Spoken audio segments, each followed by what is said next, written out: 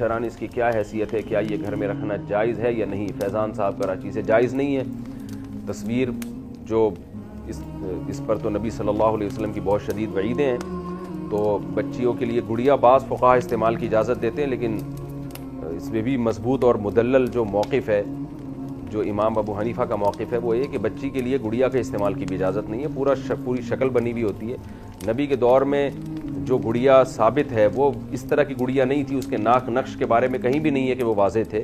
اس کے بارے میں ہم کچھ نہیں کہہ سکتے وہ کس طرح کی گڑیا جو حضرت عائشہ نے استعمال کی ہے, کیونکہ بعض فقہا کہتے ہیں حضرت عائشہ نے گڑیا استعمال کی ہے بچپن میں اور نبی نے اس پہ انکار نہیں کیا, تو اس لیے اس سے استدلال کرتے ہیں کہ گڑیا کا استعمال بچیوں کے لیے جائز ہے.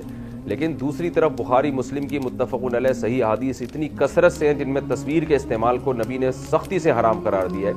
اس میں بچوں میں, بڑوں میں, گڑیا میں, غیر گڑیا میں کوئی فرق نہیں کیا.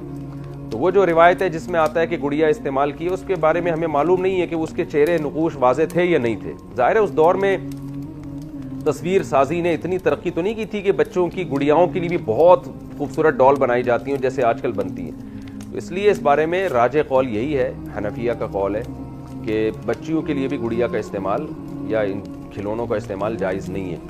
تو ہاں یہ ضرور ہے کہ اگر آپ بچی کے لیے گڑیا خرید دیتے ہیں اور اس پر اس کے چہرے کو مسخ کر دیں آپ, پھر جائز ہے.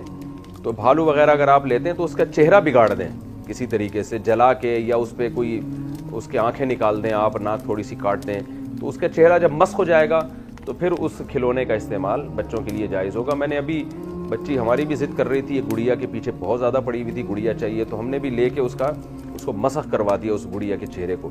تو بچیاں ڈال سے کھیلتی ہیں, ان کی نیچر ہے, ان کی فطرت ہے, تو اس کا طریقہ یہ ہے کہ ڈال کے چہرے کو خراب کر دیں آپ, تو بچی کی ایک چاہت بھی پوری ہو جائے گی اور شریعت کے مسئلے پر عمل بھی ہو جائے گا.